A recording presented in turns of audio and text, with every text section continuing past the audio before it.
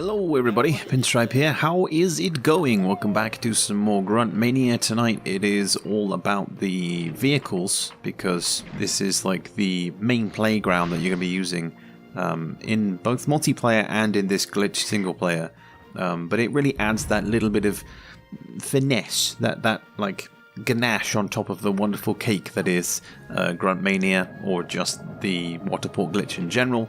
And we all love to be able to jump into any one of 3 available artilleries to hit our nearby enemies and drop them into the mines with a 1,000-pound shell. It's always going to be the most satisfying. But in this particular video, I'm going to be putting the tank to good use for clearing out minefields. That's right, I'm kind of bored of how the mines are always kind of printed in a circle on the snowier maps. You can see that we've gone with very, very flat terrain. I think about medium level height for the hills, and yeah, I need to find a route through because it's quite messy.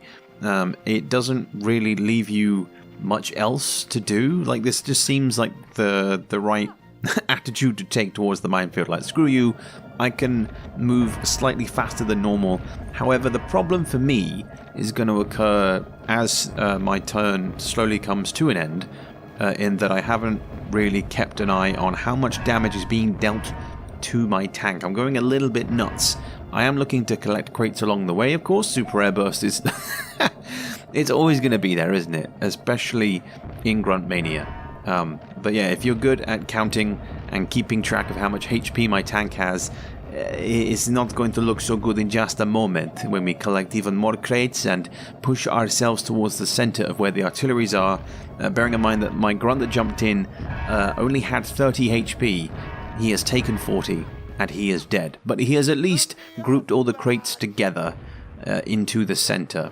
Now, rather than jumping into an artillery that is dead ahead of you, this grunt decides to just shoot me in the face, so keeping Jones alive for a little bit longer. But this is just another quick round of 3 pigs each, within which we will be doing, I think, 1 other round on top of this, so 4 total. And rather than doing anything clever, let's just create a gigantic explosion, because that's always fun, isn't it? We don't do that. We don't do enough of that. And those particle effects, you don't see those very often. That was like blue?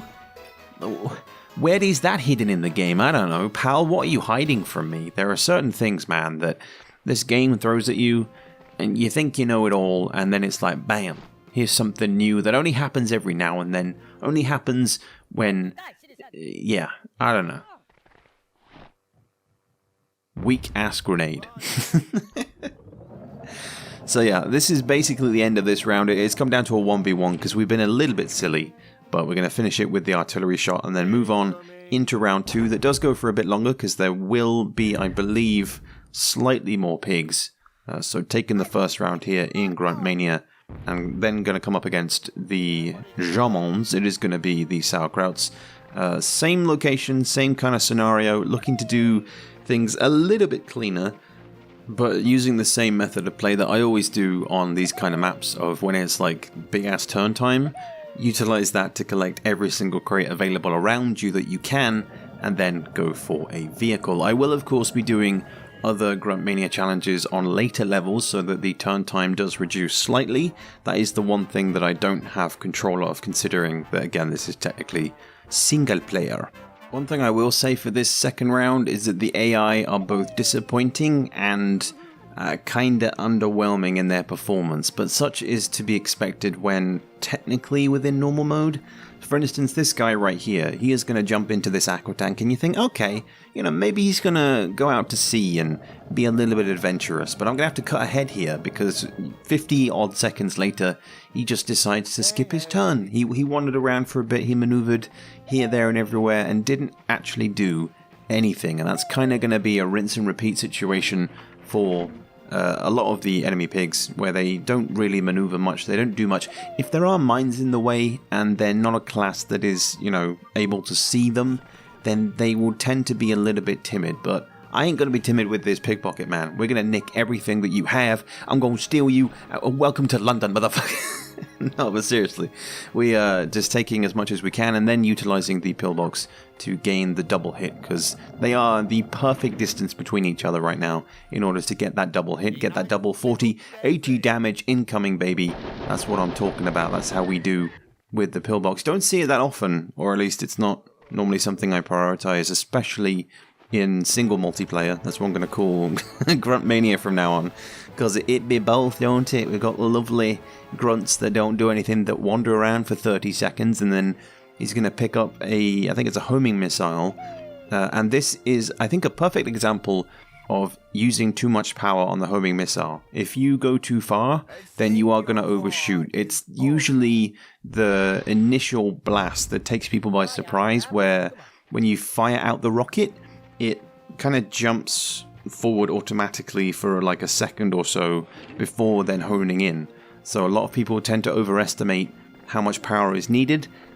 So when you have any kind of hills in the way, that's when you'll need more power if you're trying to get over them. But if you're going for if you're going for someone who's on top of a hill and they're like within your sight line, you don't need to go full power. Just make sure that the rocket is pushed out, even if it's like 1% power. You just fart it out there and it'll do the job. Unlike me, who manages to do not enough power on my grenade throw and it rolls behind me for a missed turn. So 2 turns missed out by both teams, but I'm fine, you know, I'm chilling. This is round 2.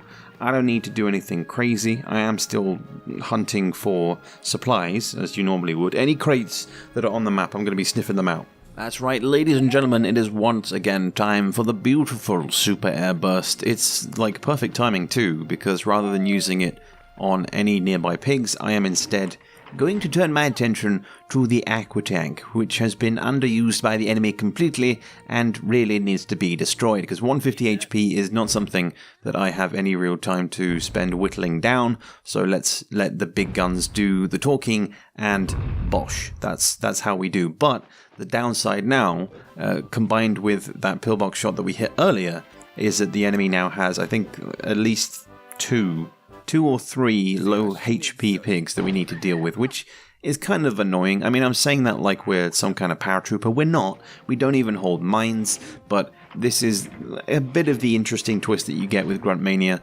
in having to pick your targets and actually spend a turn, like just one turn, killing one dude, because that's all you can do. Sometimes, yes, the pickups may be incredibly powerful, but when they're just a single shot and you can only really go for one dude, in the long run, they're not as helpful as maybe collecting, like, I don't know, a medical ball or just something that isn't incredibly powerful. Like, yes, it's great to kill dudes, rinse and repeat, but when you want a little bit more complexity in your play, then that is where just other weapons can be a bit more useful. As for us, we're not going to waste the airburst in the tank that we're holding currently, so the bazooka will do the trick in taking down the grunt. Now, the angles can be tricky from this kind of position. It is tempting to angle down and then kind of recenter the tank, but as long as you know your power levels, you should be fine from these kinds of angles. But the next 2 turns or so are just going to be used to take down these remaining low HP grunts, because they are very annoying, they are very slow, and much like this guy, they're not going to do an awful lot, but they are going to waste an awful lot of time. So our pillbox will take the chunk of damage here, then her gel is going to take a bullet to the face, and it should be relatively simple to clean up the remaining pigs in this round. But what I would like to know from you guys is, are there any kind of game parameters that you want me to do, whether they be the level setup within Grunt Mania or just something else completely? Let me know your thoughts on everything in the comments, because it has been fun over the last few weeks just getting back to creating the kind of Hogs content that I enjoy and just focusing on a niche section of the game itself and rinsing the content for that is just fun to do. You know, these are the kinds of things that I like doing, is just chilling out, making commentaries, and playing the games that I love doing. And I know that I talked about it before in past videos, just about how the content has changed a lot on this channel, but Hogs remains at the center of that, and it's hopefully not going to change much, but especially as we look towards the future and when Lardcore releases, you know, that's when my content will change to the remaster. I mean, we're still going to go back and revisit the likes of the original. You know, the generated maps are still going to be a big part of that, because at the moment, you know, the generated maps are kind of on the back burner in Lardcore. We have discussed it before over on that channel, on the official Lardcore channel, in those videos. But yeah, I just figured that I should mention that as far as my outlook for the future is concerned, as far as Hogs content is concerned, it will be shifted to the remaster when that is fully released, because I'm raring to go, man. I'm ready to play through the entire campaign, to showcase the new stuff, and yeah, just really make that the key focus, because it's the most natural thing to do, isn't it? Where your game progresses from its original state on emulators to a more functional platform, and hopefully in future as well, when we get the PC release going, fingers crossed, that will be pretty sweet for the sake of competitive play as well. The channel as a whole is very busy at the moment. All the types of content that I've got going, whether it be IL2, whether it be football, whether it be baseball, whether it be something random I decide to play. I mean, I don't actually know when this video is going to come out, but at the time of recording it is somewhat early 2025, so yeah, a lot of the videos that I'm making or have been making have been for further down in the schedule, but very much making up the numbers for the Hogs content, because with working on Lardcore all the time, it has been just perfect for me to have this kind of creative outlet and make content on other games alongside Hogs, just to give me that little bit more breathing room. And with Grunt Mania, I mean, what more could I ask for, especially when I get to hit this dude with a homing missile and end it in style, because this is how you use a homing missile. Don't go crazy on the power, just nice and chill, straight into the mines, and I'll catch you guys later for the next one. When I hit you up, I'm talking about banging something. Chill off in your crib and have a thing, probably make a sting or something. Girl, you like my bottom bitch. Post my bill, pay for my lawyer. Play your position when the mother hoes get out of order. When you wanna give me that pussy, you purchase a plane ticket. Run around town when I bust the down in my shit like them names did it. Got a dick grip, my dick's mirror lipstick. 60 your bitch stay with me, she paying me. I'm on some pimp shit for real.